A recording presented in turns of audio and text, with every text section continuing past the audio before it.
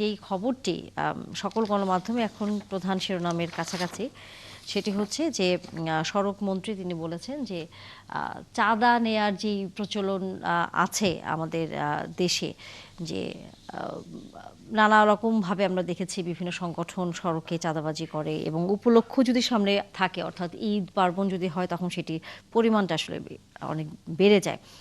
তিনি বলছেন যে সমঝোতার ভিত্তিতে যদি টাকা নেওয়া হয় সেটি চাঁদা নয়, বাধ্য করা হলে চাঁদা। এই বিষয়ে মন্তব্য জানতে চাই প্রথমে আপনার কাছ থেকে। বিসমিল্লাহির রহমানির রহিম।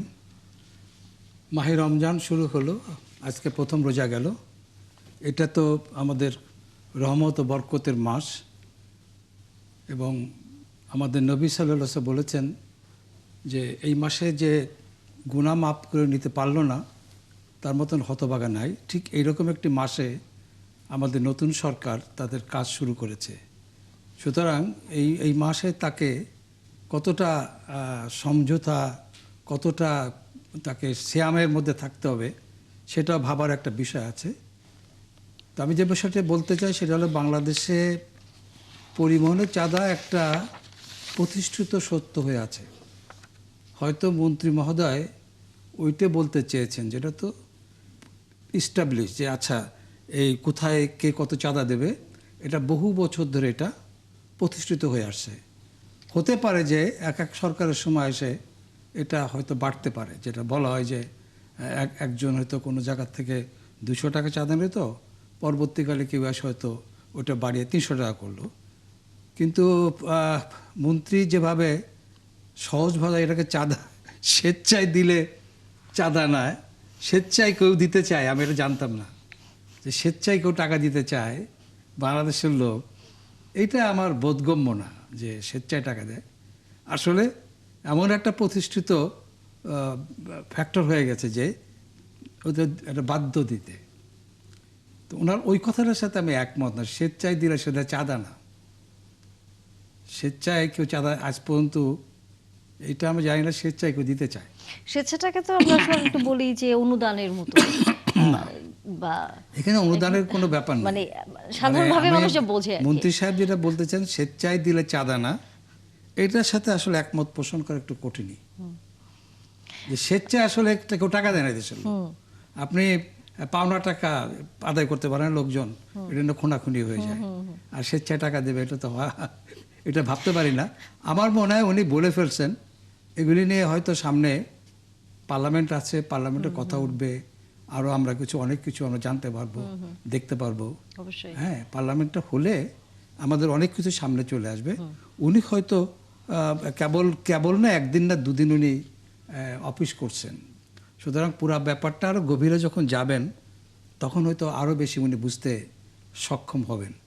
কারণ সরকারের শুরু তো, এবং আমি তো দেখতে পাচ্ছি যে সরকার কিন্তু বেশ কিছু জিনিস শুরুতেই, যে বিশেষ করে প্রধানমন্ত্রী তারেক রহমান তিনি বিভিন্ন জনসভায় যে কথাগুলি বলেছেন, এবং সেই কথাগুলি মূলত ইশতেহারে আসছে, এবং উনারা যে ইশতেহারটা দিয়েছেন সেটা কিন্তু ওই আমাদের জিয়াউর রহমানের 19 দফা, তারপরে বেগম খালেদা জিয়ার, আমাদের দেশনেত্রী বেগম খালেদা জিয়ার ওই ভিশন 2030, এবং ওনাদের যে 31 দফার 3টা সমন্বয়ে একটা ইশতেহার ওনারা জাতির সামনে উপস্থাপন করেছেন। এবং শুরুতেই ইশতেহারের কয়েকটা জিনিসের যে ইমপ্লিমেন্ট করার যে দেখছি আমরা, এটা কিন্তু অসাধারণ। এটা কিন্তু যেমন ধরেন ওনারা বলছেন যে আজকে যেটা দেখলাম যে এই ঈদের আগেই এই যে ফ্যামিলি কার্ড যেটা, সেটা ওনারা দিবেন। এখন কথা হচ্ছে যে ফ্যামিলি কার্ডটা দেওয়ার পদ্ধতিগুলি কীরকম হবে। অতীতে আমরা যেটা দেখেছি যেসব কার্ড দেওয়া হয়েছে আমলে মূলত সেটা দলের নেতাকর্মীরা তাদের ফ্যামিলি পেয়েছে, কিন্তু সত্যিকার অর্থে যারা দরিদ্র লোকজন আছে তারা কিন্তু পায় না। এবং সে টাকাটা এতই সামান্য ছিল যে এটা দিয়ে আসলে কারো কিছু করা সম্ভব না। সেক্ষেত্রে সেই ফ্যামিলি কার্ডের টাকাটা কীরকম হবে এবং কতটা দরিদ্র লোকেরা পাবে, এই বিষয়গুলি বিবেচনা করার একটা ব্যাপার আছে। সম্ভবত অতীতের ঘটনাগুলি, যে বিএনপি আওয়ামী লীগের আমলে ঘটনাগুলি পর্যালোচনার পরে আমার মনে হয় যে সরকার সঠিকভাবে কোনো সিদ্ধান্ত হয়তো নেবেন। নিশ্চয়ই আমরা এই বিষয়গুলো একটু বিস্তারিত আমরা জানবো। মোস্তাফিজুর রহমান বাবুল যেহেতু আমাদের সাথে যুক্ত আছেন, আপনার কাছ থেকে একটু জানি। তবে প্রথমে আসলে এই সড়ক পরিবহন মন্ত্রীর যে মন্তব্যটি, সেটি নিয়েও আপনাদের কাছ থেকে আসলে মন্তব্যটি শুনে নিতেই চাই যে সমঝোতার ভিত্তিতে টাকা নেওয়া চাঁদা নয়, বাধ্য করা হলে চাঁদা, তিনি এমন একটি মন্তব্য করেছেন। এই মন্তব্যটি কি আপনি কিভাবে দেখছেন? এবং একই সাথে যে ফ্যামিলি কার্ডের কথা আমরা জানি যে বিএনপি নির্বাচনী ইশতেহারে ছিল, এবং এটি সরকার গঠনের দুদিনের মাথায় একটি নতুন কমিটিও গঠন করা হয়েছে, যারা ফ্যামিলি কার্ডটি কিভাবে দেওয়া হবে, কাদের দেওয়া হবে, এরকম একটি পর্যায়ে তারা হয়তো সেটি গবেষণা করবেন এবং তালিকা তৈরি করবেন। সেখানে যে আমাদের অতীতীয় প্রশ্নটি আসলে সামনেই আসে যে অতীতে আমরা দেখেছি যে দলীয় ভিত্তিতে রাজনৈতিক পরিচয়ে বা এর আগে যেসব এই কার্ডগুলো ছিল তারা সেটা পেতেন, সাধারণ মানুষ বা দরিদ্র মানুষরা পেতেন না। এই জায়গায় আসলে কতটা দলীয় মুক্ত থাকবে, আমরা কতটা সাধারণ মানুষ এটি একটু নিশ্চিত হতে পারবো যে আসলে দরিদ্র মানুষ ফ্যামিলি কার্ডটি পাবেন যাদের দরকার?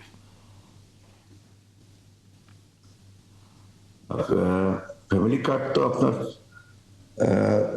এটি প্রবর্তনের সিদ্ধান্ত নেওয়া হয়েছে দরিদ্র মানুষের কাছে কার্ড পৌঁছে দেওয়ার জন্যই। তো অতীতের অভিজ্ঞতা তো আমাদের ভালো না। অতীতেও আপনার নানা সামাজিক উদ্যোগ গ্রহণ করা হয়েছে, বিশেষ করে আপনার বিজেডি কার্ড, বয়স্ক ভাতা, বিধবা ভাতা, প্রতিবন্ধী ভাতা ইত্যাদি নানা ভাতা অতীতে চালু ছিল। তো এইসব ভাতা কিন্তু আপনার যাদের পাওনা ছিল, যাদের প্রাপ্য ছিল, তাদের কাছে কিন্তু আপনার পৌঁছে নাই। আর আর এইসব কার্ড আপনার এইসব ভাতা পাওয়ার জন্য কিন্তু আপনার অনেককেই কিন্তু আপনার টাকা গুনতে হয়েছে। অনেকেই কিন্তু অনৈতিক পথে আপনার এই কার্ড দেওয়ার নাম করে, ভাতা দেওয়ার নাম করে আপনার টাকা হাতিয়ে নিয়েছে। তো আমরা বিশ্বাস রাখতে চাই, আমরা আশা করতে চাই যে আমাদের দলের প্রধান, দলের চেয়ারম্যান জনাব তারেক রহমান, বাংলাদেশের নবনির্বাচিত সরকারের প্রধানমন্ত্রী, উনি উনার 31 দফা কর্মসূচির মধ্যে এবং দেশ গড়ার পরিকল্পনায় এবং সর্বোপরি নির্বাচনী ইশতেহারে উনি পর্যায়ক্রমে 4 কোটি পরিবারের কাছে এই ফ্যামিলি কার্ড পৌঁছে দেওয়ার অঙ্গীকার কর্মসূচি উনি হাজির করেছেন। তো এই কার্ড বিতরণে কোনো অনিয়ম হবে না, কোনো দুর্নীতি হবে না, এবং কার্ড বিতরণে কোনো দলের বাজ বিচার করা হবে না, কোনো রাজনৈতিক পরিচয়কে আপনার সামনে আনা হবে না। রাজনীতির ঊর্ধ্বে দলের বাজ বিচার না করে একেবারেই আপনার দরিদ্র হতদরিদ্র পরিবারের কাছে এই কার্ডটা পৌঁছে যাবে, এটি আমরা বিশ্বাস করি এবং এটি আমরা বিশ্বাস করতে চাই। আমরাও সেই বিশ্বাসটি রাখতে চাই। তবে এই প্রক্রিয়াটি কেমন করে হবে, যাচাই বাছাইটি কেমন হবে, আমরা সেই মন্তব্য নিব। তবে আমাদের একটি বিরতির সময় হয়ে গেছে, বিরতির পর আলোচনায় আমরা যুক্ত হব নিশ্চয়ই এই বিষয়টি নিয়ে। আমরা একটু ফিরতে চাই জনাব বাবুলের কাছে। আপনার কাছে যে প্রশ্নগুলো আসলে ছিল যে এর আগের যেরকম আমরা দেখেছি দলীয়করণ করা হয়েছে বিভিন্ন এরকম কার্ডের নামে, এটি এবার যাতে না হয় তার জন্য কিভাবে যাচাই বাছাই প্রক্রিয়াটা হবে? আপনার ফ্যামিলি কার্ডের আপনার দ্রুত বাস্তবায়নের জন্য সিদ্ধান্ত নেওয়া হয়েছে যে ঈদের আগেই আপনার এটি বাস্তবায়ন শুরু হবে, এবং ইতিমধ্যে আজকে আপনার 8টি বিভাগের 8টি উপজেলায় পাইলট প্রকল্প হিসাবে এই ফ্যামিলি কার্ড আপনার প্রকল্প বাস্তবায়নের সিদ্ধান্ত নেওয়া হয়েছে। এবং কিভাবে কোন নীতি অনুসরণ করে, কোন প্রক্রিয়া অনুসরণ করে একেবারে দুর্নীতি মুক্ত ভাবে আপনার দলের বাদ বিচার না করে, রাজনৈতিক বিবেচনা সামনে না এনে একেবারে দরিদ্র হতদরিদ্র পরিবারের মায়ের কাছে, বোনের কাছে এই কার্ড পৌঁছে দেওয়া যায়, তার জন্যই কিন্তু আজকে আপনার একটি আন্তঃমন্ত্রণালয় কমিটি, উচ্চ পর্যায়ের কমিটি গঠন করা হয়েছে। আমাদেরকে একটু অপেক্ষা করতে হবে, একটু সময় দিতে হবে।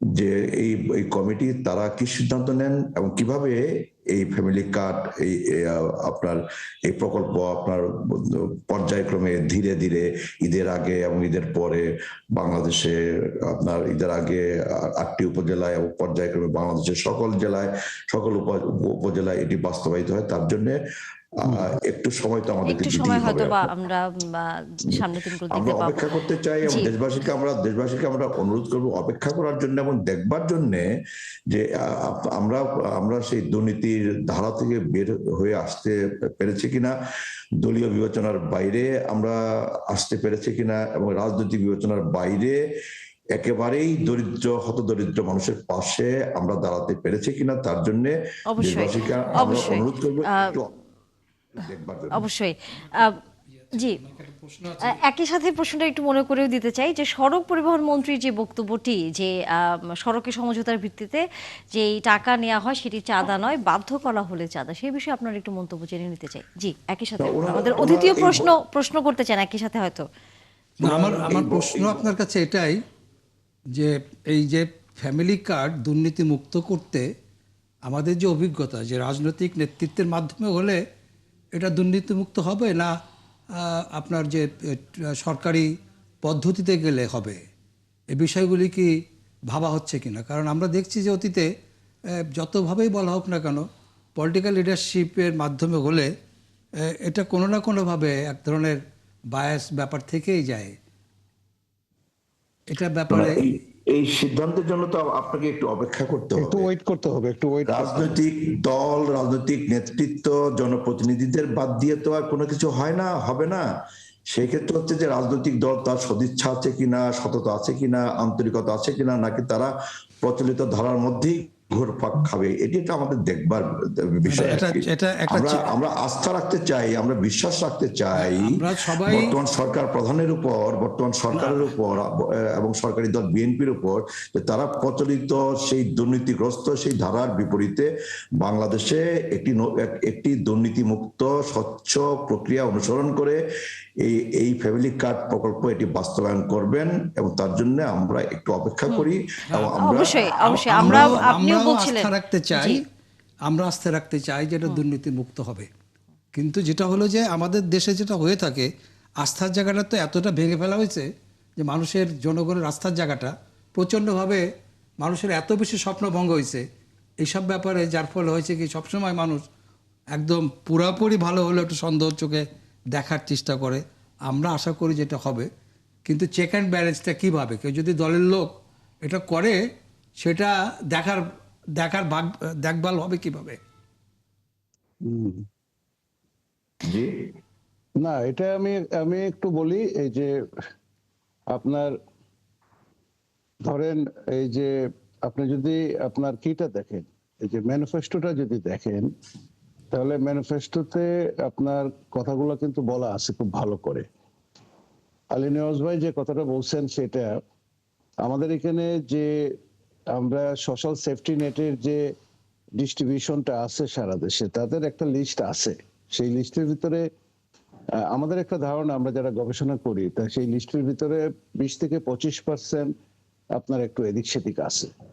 তো এটা নিয়ে কিন্তু অনেক আলোচনা হয়েছে, এবং ফ্যামিলি কার্ডটা কিভাবে দেওয়া হবে, কত পরিমাণে দেওয়া হবে, কিভাবে ডিস্ট্রিবিউট করা হবে, এবং উপকারভোগী কিভাবে সিলেকশন করা হবে, সেটা নিয়ে কিন্তু যথেষ্ট পরিমাণে কথাবার্তা হয়েছে। এই ম্যানিফেস্টোটা যখন তৈরি করা হয়, সেই ম্যানিফেস্টো তৈরির সময় এটা ঘন্টার পর ঘন্টা, দিনের পর দিন আলোচনা হয়েছে, এবং আমাদেরকে কিন্তু একটু সরকারকে একটু সময় দিতে হবে। আমরা যে কথাটা বলতে চাচ্ছি, অবশ্যই আমরা হয়তো সেই বিষয়ে আমাকে শেষ করতে দেন,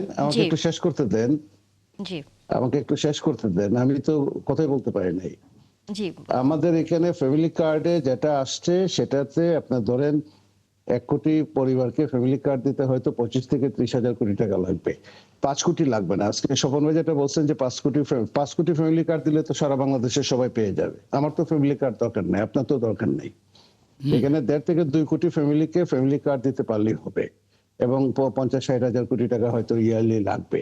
আমরা প্রায় 1 লাখ কোটি টাকার উপরে সোশ্যাল সেফটি নেটে খরচ করি প্রতি বছর। সেটাকে অ্যাডজাস্ট করে বিভিন্ন লাইন আইটেম থেকে টাকাটা বের করা যাবে। অনেকেই মনে করেন যে এটা উৎস কোথা থেকে হবে, এটা নিয়ে একটা বড় প্রশ্ন ছিল। আর সিলেকশন এবং ডিস্ট্রিবিউশনে যথেষ্ট পরিমাণে সিলেকশনটা এবং ডিস্ট্রিবিউশনটা কিভাবে হবে, এটা সরকারি আমলাদেরকে লাগাতে হবে। কিন্তু যারা রাজনীতি করেন, যারা রাজনীতিবিদ, এলাকাতে যারা গরিব মানুষদেরকে চেনেন, তাদেরকে ইনভলভ করেই হবে।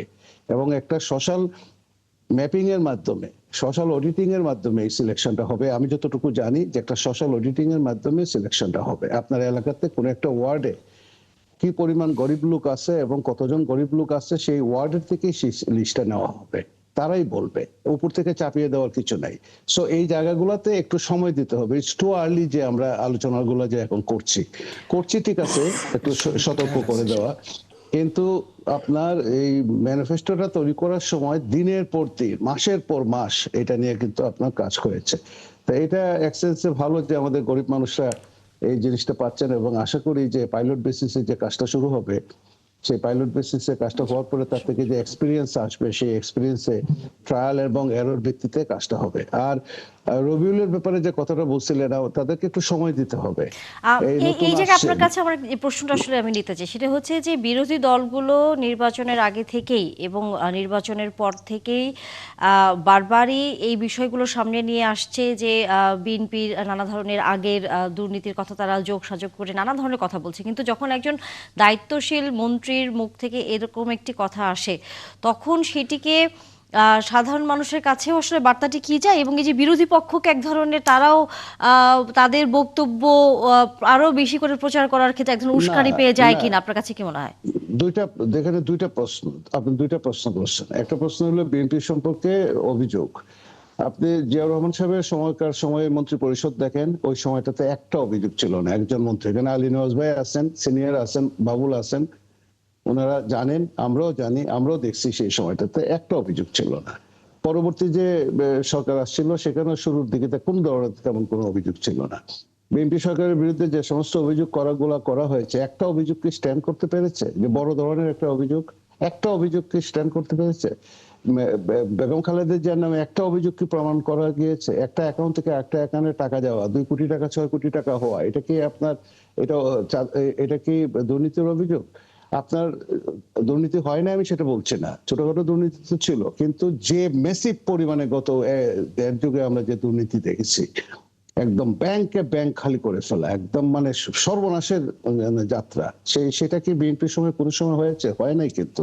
অতএব এগুলো একটা রেটরিক, এক ধরনের ডিসকোর্স তৈরি করা হয়েছে, বয়ান তৈরি করা হয়েছে। আমরা সুশীলরা সেই বয়ান তৈরিতে সহায়তা করেছি।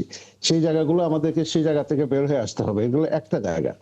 আর একটা জায়গা হলো যে রবিউলের কথা কিন্তু আপনাকে মিসকোট করা হচ্ছে এই আপনার বিভিন্ন জায়গাতে, মিডিয়াতে, সোশ্যাল মিডিয়াতে। এখন কথা হলো যে কাউকে পাইলে একটু ধরা। রবিউল কি বলছে? রবিউল বলছে যদি চাঁদাবাজির যে বিষয়টা, সেটা তো অস্বীকার করে নাই সে বলছে যে কোনো জায়গা চাঁদাবাজি হচ্ছে মিউচুয়ালি, আর কোনো জায়গাতে চাঁদাবাজি যদি অভিযোগ থাকে, সেই অভিযোগটা আমরা খতিয়ে দেবো। চাঁদাবাজি কিভাবে নিয়ন্ত্রণ করতে হবে এবং সড়ক পরিবহন কিভাবে নিয়ন্ত্রণে আনতে হবে, সেটা এই যে মাননীয় প্রধানমন্ত্রী উনি জানেন। তারেক সাহেব খুব ভালো করে জানেন যে কেন জ্যাম হচ্ছে, কেন জিনিসপত্রের দাম বাজারে বেশি, মধ্যস্বত্বভোগী কারা, ওই বেনাপুল থেকে একটা ট্রাক এখানে আসার সময় কত জায়গায় চাঁদা দিতে হয়, he knows it in details. আমি আপনাকে আর কি মানে বলতে পারবো না, খুব ভালো করে উনি জানেন যে কোন জায়গাটাতে চাঁদাবাজি হয় এবং কোন জায়গাটাতে আপনার এই যে রাস্তাঘাট দখল করে, কোথায় আপনার এই যে ফুটপাত দখল করে কারা চাঁদাবাজি করে, কিভাবে উনি জানেন। একটু সময় দেন, দেখেন এই জায়গাগুলোতে কিন্তু আমি আশাবাদী, যেহেতু উনি জিনিসগুলো জানেন ইম্পার্শিয়ালি, নিশ্চয়ই উনি গাইড করবেন।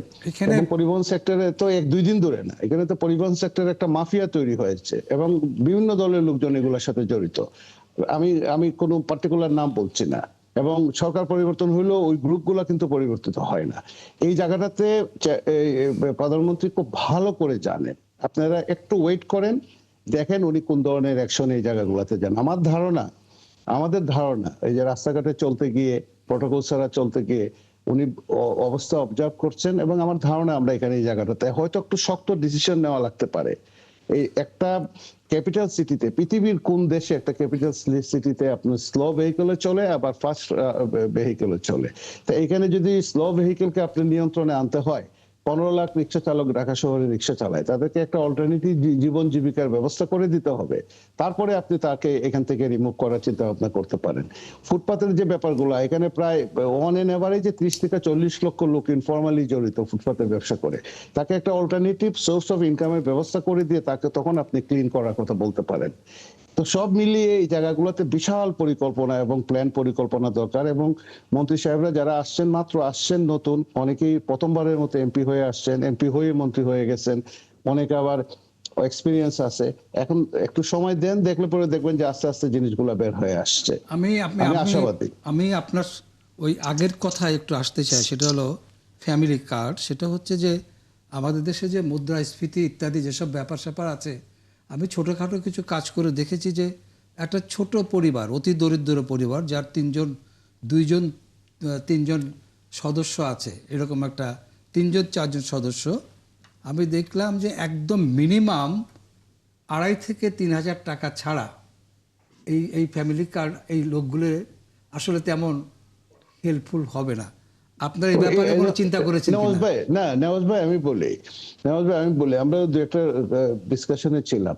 একটা পরিবারকে এক সপ্তাহ 4 সদস্য বিশিষ্ট একটা বা 5 সদস্য বিশিষ্ট একটা পরিবারের এক সপ্তাহের একটু হেল্প করা, এটা 2,500 টাকা কিছুই আসবে না। টাকার পরিমাণ তো মোটামুটি সেট করা হয়েছে, এবং এই টাকার পরিমাণ টাকা দেওয়া হবে অথবা জিনিস দেওয়া হবে।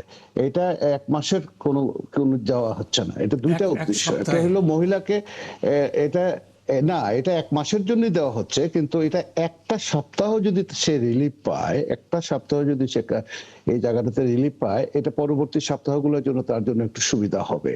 এখন আপনি ধরেন এখানে আমরা যে পরিমাণ টাকাটার পরিমাণ হয়তো বেশি দিলে ভালো হতো। এই পরিবারগুলো কিন্তু অন্যান্য ওই সোশ্যাল সেফটি নেট, প্রায় 140টার মতো সোশ্যাল সেফটি নেট প্রোগ্রাম চালু আছে।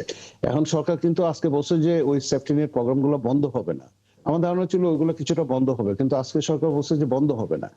যদি ওইগুলো বন্ধ না হয়, তাহলে এই জায়গাটাতে এই যে ফ্যামিলি কার্ডটা দিবে, এটা বিরাট উপকার হবে। এটা আমার আপনার জন্য হয়তো তেমন কিছুই না, কিন্তু একটা পরিবারের জন্য 10 কেজি চাল, 10 কেজি ময়দা, 5 কেজি তেল, 2 কেজি চিনি, এটা মিলে কিন্তু একটা বিরাট, এবং এটা 1 নাম্বার। আর সেকেন্ড হলো মহিলাদের নামে দেওয়ার উদ্দেশ্য হলো জাস্ট টু এম্পাওয়ার দেম। আমরা যত কথাই বলি আমাদের দেশে কিন্তু উইমেন এম্পাওয়ারমেন্ট হয় নাই, এটা মুখের কথা। মানে রিয়েল ডেভেলপমেন্টটা তো হয় নাই এখানে। রিয়েল ডেভেলপমেন্টটা যেহেতু হয় নাই, উইমেন এম্পাওয়ারমেন্টটাও আসে নাই। যেহেতু শিক্ষা দীক্ষা সবকিছু মিলিয়ে বাজেট কম, টাকা পয়সা নাই, মহিলাদের এম্পাওয়ারমেন্টের ক্ষেত্রে জিনিসটা সাংঘাতিক কাজে আসবে। যে একজন মহিলা একটা কার্ডের মালিক, সবাই তার সাথে কথা বলবে, তার কথা শোনার চেষ্টা করবে, এবং তাকে মানে তার মেনে চলার মর্যাদার চেষ্টা করবে। জায়গাটাকে তার মর্যাদার জায়গাটাকে একটু এম্পাওয়ার করা, তাতেও হবে না, আরো জিনিস দিতে হবে। মানে এটা তাতেও যে হয়ে যাবে তা না, আরো অনেক বড় জায়গাতে কাজ করতে হবে, এবং এই কাজগুলা কিন্তু ওরা চিন্তা ভাবনা কিন্তু করেছেন। যেমন আপনার এডুকেশনে 1.7% আপনার এখন আপনার জিডিপি, এই 1.7% দিয়ে তো কিছু হবে না। ওনারা বলছেন যে 5% করে দেবেন ক্রমে। তা আমরা দেখতে চাই যে আগামী বছরে এটা 2% হয়ে গেছে, আগামী বাজেটে 2.5। এবং আমি আশাবাদী যে আমাদের শিক্ষামন্ত্রী যিনি আসছেন, আমরা অবশ্যই এই বিষয়ে আশাবাদ রাখতে চাই। আমাদের আরো অন্যান্য বিষয়গুলো নিয়ে আলোচনা করতে হবে।